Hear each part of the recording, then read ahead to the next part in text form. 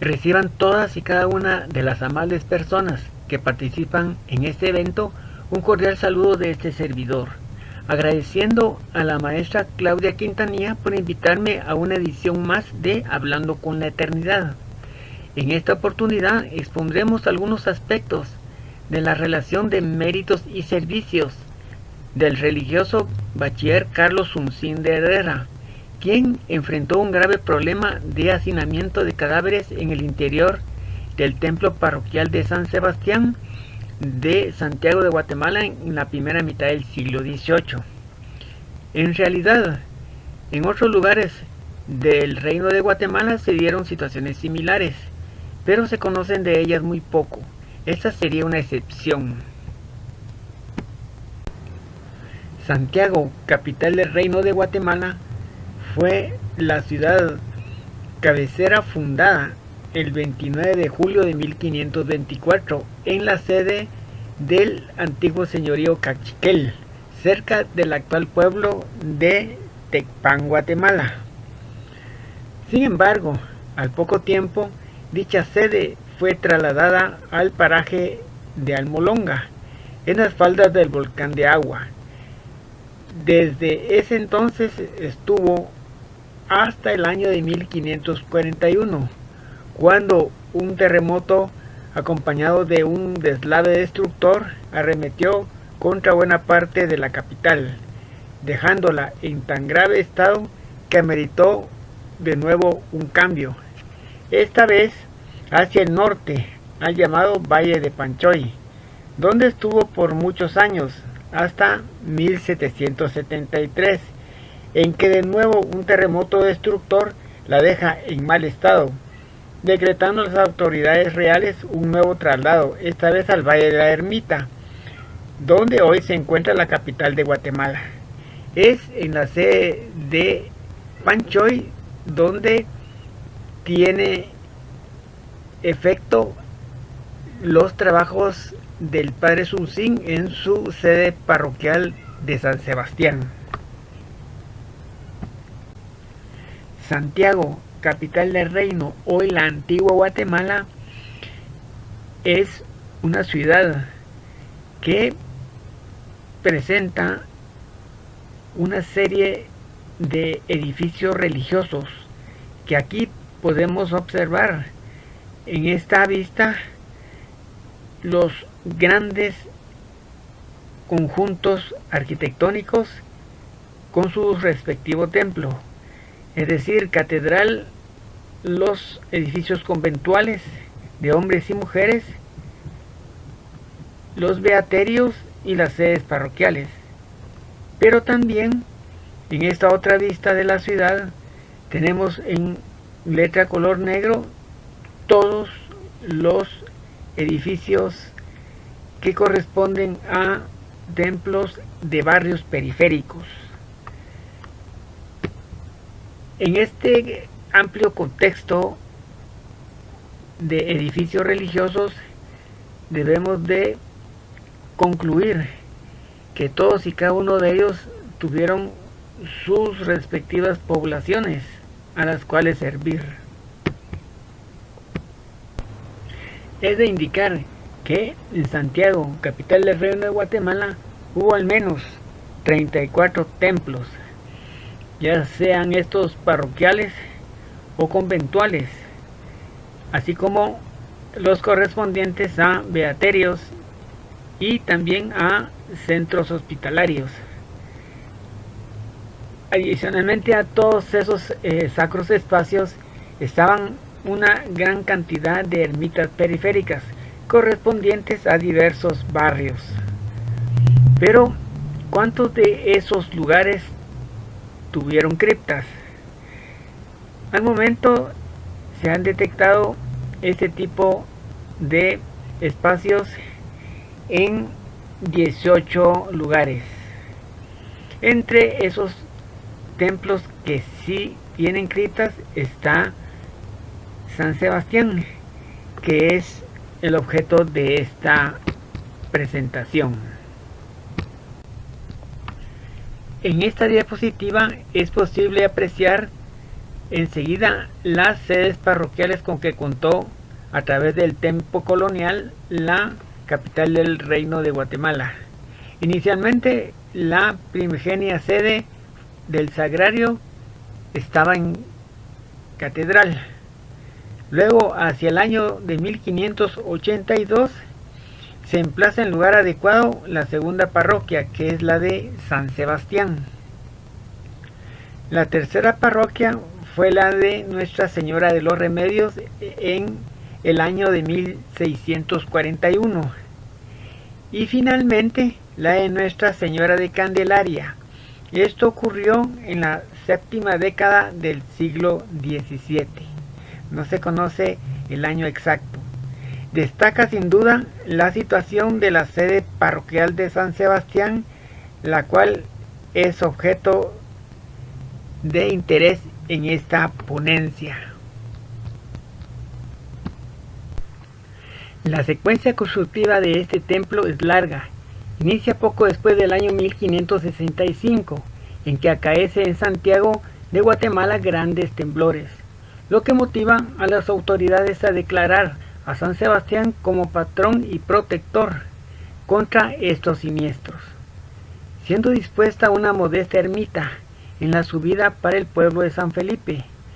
Por ser inadecuado el lugar, se traslada al plano del valle en 1580, estrenándose una ermita nueva en 1582.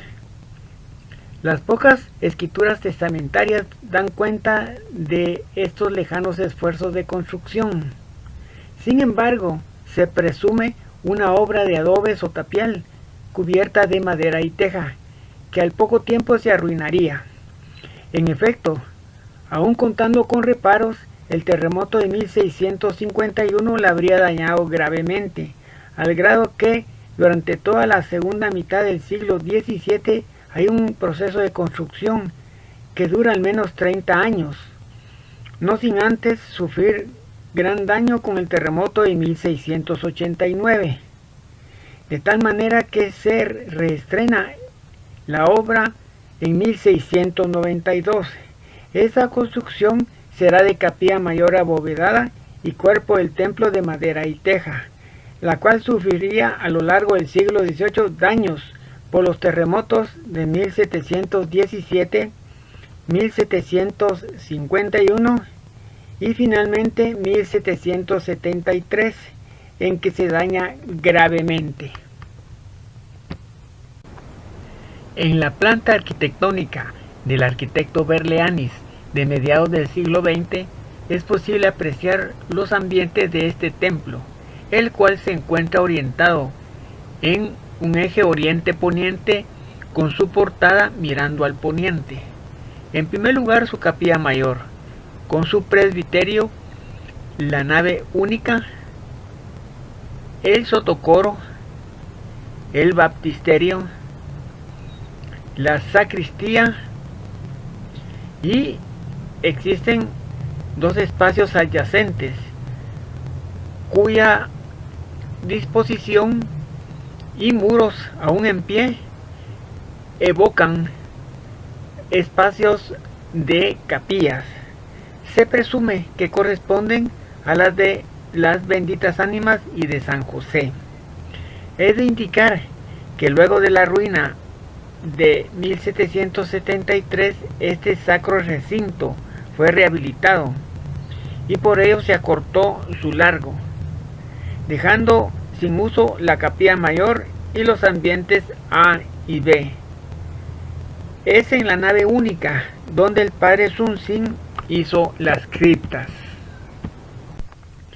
Aquí podemos apreciar cómo era la portada del templo de San Sebastián antes del terremoto del 4 de febrero del año 1976, según fotografía del arquitecto Berleanis.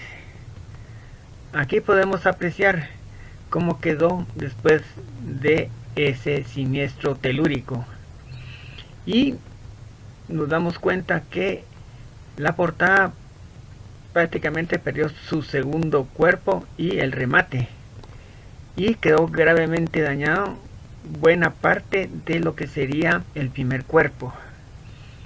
Y acá vemos cómo se encuentra hoy día con algún trabajo de restauración. En esta parroquia, cuya sede arranca en el siglo XVI, existieron muchas piadosas personas que pidieron ser enterradas en su interior. No sabemos en detalle cómo los curas párrocos, a través de tantos años, hicieron lo posible por cumplir esos posteriores deseos. Sin duda hubo extracción de cadáveres para colocarlos en osarios, para dejar nuevamente habilitado el espacio sacro del interior. Aquí podemos observar el interior del templo de San Sebastián actualmente. En la imagen del lado izquierdo, tomada desde la nave única hacia el área del altar mayor, observamos que ese muro del fondo es la versión recortada de lo que fue originalmente el templo. Y del lado derecho tenemos la imagen tomada desde el área del presbiterio hacia lo que sería el ingreso principal. Ahí vemos el arco del coro y señalada con flechas rojas los accesos al sistema de criptas que construyó el padre Suncín de Herrera. El padre Carlos Suncín de Herrera llega a la parroquia de San Sebastián en 1738, pero como coadjutor. Es desde ese momento en que acomete el trabajo de evitar el daño que ocasionaba a la feligresía la saturación de cuerpos que dentro del templo habían sido inhumados. Es de indicar que, como dice el texto de la relación que los vecinos hicieron del trabajo del padre Suncín, que el templo, aparte de lo oscuro que era y lo húmedo, el hedor era lo que ocasionaba el que los feligreses ya no llegasen a esa sede parroquial a misa y a otras actividades litúrgicas. Abajo podemos ver la firma del padre Suncín. En esta diapositiva se puede observar los 5 tramos de criptas conocidas y que fueron construidas en el interior del templo de San Sebastián. Asimismo, es de indicar que el templo estaba ya construido cuando el religioso Suncín le añade criptas, por lo que esta edificación poseía cadenas, es decir, unos ortoedros rectangulares que unen a nivel del subsuelo los contrafuertes, por lo que, aparte de apoyarse sobre ellos las bóvedas rebajadas, estos elementos fueron abiertos, vanos para comunicar entre sí las criptas. En el siguiente corte A es posible observar los contrafuertes y las cadenas, y en la mitad de lo que sería el espacio transversal de la nave, el vano que se abrió para poder pasar de una a otra cripta. Tenemos hacia el lado izquierdo una imagen donde podemos observar los vanos abiertos para comunitas y la bóveda construida de ladrillo y mezcla a base de cal con una flecha bastante reducida, lo cual convierte a esta bóveda en una forma casi plana. La pequeña foto del lado derecho nos muestra con mayor detalle el vano que comunica criptas entre sí. Tenemos acá dos vistas más de las criptas en la nave central del templo de San Sebastián. Hacia el lado izquierdo observamos que un gran bloque de mampostería cayó sobre la cripta situada en el Sotocoro. Esto ocurrió el 4 de febrero de 1976 durante el terremoto. Y del lado derecho tenemos el ingreso a la cripta que se encuentra justo en mitad de la nave única. Otro trabajo que llevó a cabo el padre Sun Sin fue la construcción de un camposanto, en el cual depositó todos los restos óseos extraídos del interior del templo, colocándolos en un osario, al cual le añadió una capilla y oratorio, donde se llevaban a cabo oraciones por la paz y salvación de las ánimas. Al lado derecho, en la foto aérea, podemos observar el lugar donde fueron hechos estos trabajos. Allí no hay obra nueva, aunque es propiedad privada. Un tercer gran trabajo que hizo el padre Sun Sin en el templo de San Sebastián fue construir una cripta en la capilla de las benditas ánimas, trabajo que costó más de 650 pesos, lo cual corrió por cuenta del religioso. Y para el año de 1741, cuando es escrita esta relación, ya se encontraba concluida. La localización de la capilla de las ánimas todavía es objeto de discusión. Sin embargo, se presume que esa capilla y la respectiva cripta se encuentran en esta área. El padre Sun Sin hizo muchos trabajos en beneficio de esa sede parroquial de San Sebastián. Destacamos también el que luego de haber realizado el trabajo de criptas, le puso piso al templo, para lo cual utilizó azulejos. Y sin embargo, hoy en día ese lugar está sin más mínima evidencia de piso. Veamos en este caso una foto aérea donde tenemos en color amarillo la sede parroquial y en color rojo un predio aledaño inmediato a ese monumento. Allí la arqueóloga Betsabe Cruz efectuó excavaciones hace poco y pudo recobrar material arqueológico interesante, entre los cuales aparecen materiales de este tipo, es decir, azulejos en colores amarillo, blanco y verde con motivos fitomorfos. No podemos asegurar que este material provenga del interior del templo, porque hoy en día aparece desprovisto de todo piso. Sin embargo, pensamos de que en algún momento dado materiales similares a este fueron los que cubrieron otrora ese lugar. La construcción de criptas generalmente no aparece muy detallada, más bien en la documentación antigua aparecen citas, ya en testamentos, libros de cofradías y a veces hay alguna referencia en los cronistas.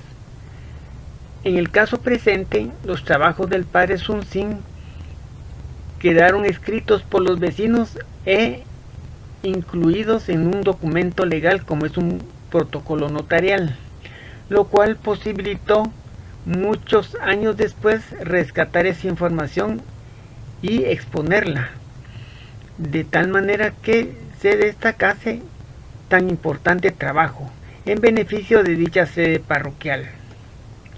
Finalmente reitero mi cordial saludo a las amables personas que han tenido a bien escuchar esta ponencia. Muchas gracias.